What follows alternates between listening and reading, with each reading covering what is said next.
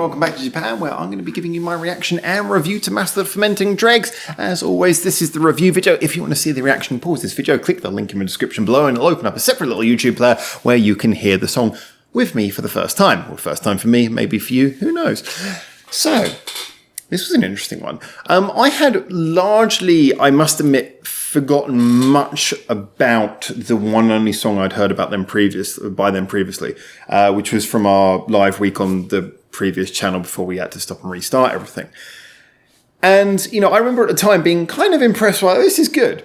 But I, kind of had a raw energy to it. However, it felt a little bit simple. However, this reminded me of a lot of the things that I liked about that, but in a better light. One of them was the fact that the bass line, the singer who's playing bass, she's keeping it very simple, but what she's doing is effectively a really strong core, because the guitarist is the one who's doing a lot of the interesting stuff, and the guitarist is not a twiddler.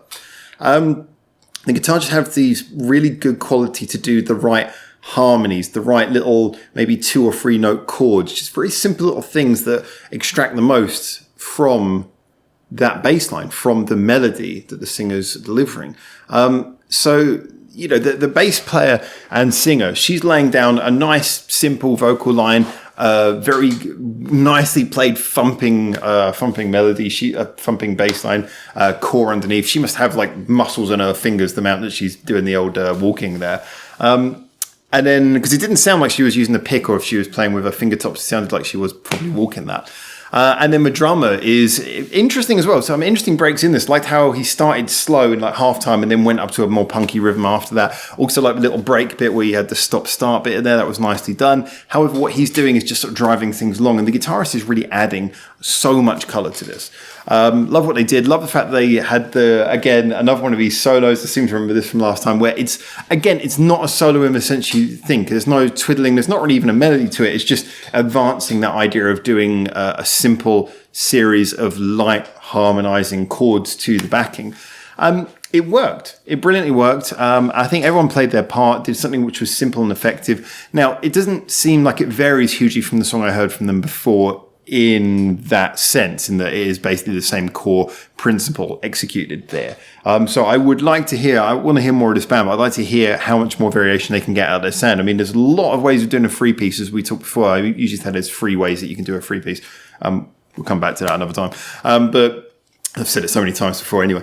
But the way they did, the whole sound they use is really interesting, but I wonder if this is just their formula for all their songs, or if they change it up. Certainly would be interesting hearing something a little bit varied from this. However, this to me did feel like the formula that I'd heard in that previous song, taken and elevated to a higher level.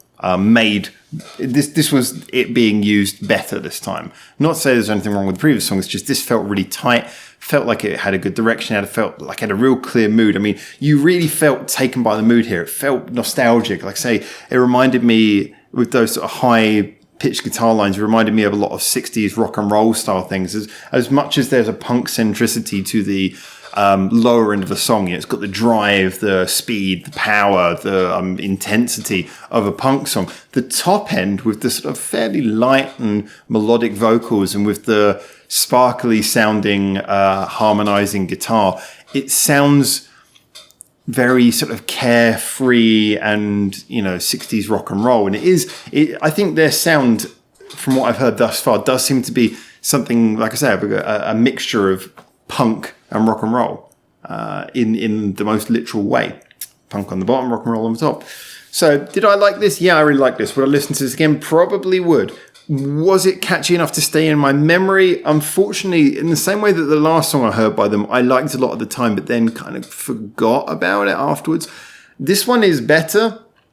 It wasn't so catchy, though, that I necessarily will remember it. However, if I'm in the mood for something kind of summery and light, but, with a good sort of energy to it as well, sort of an energetically carefree song, then I suspect this one will curl back into my memory, because there's not many songs you can think of that really do what this does.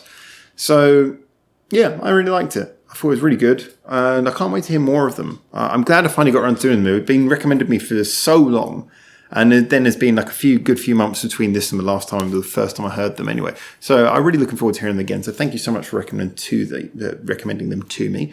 And then on top of that, I also want to say, a big thank you to anyone who gets in the comments and gives me your thoughts as well, because it's always great to have a discussion about these. So tell us what you think. Tell us the reasons why as well, so we can build up a little bit of conversation from it, which is always great.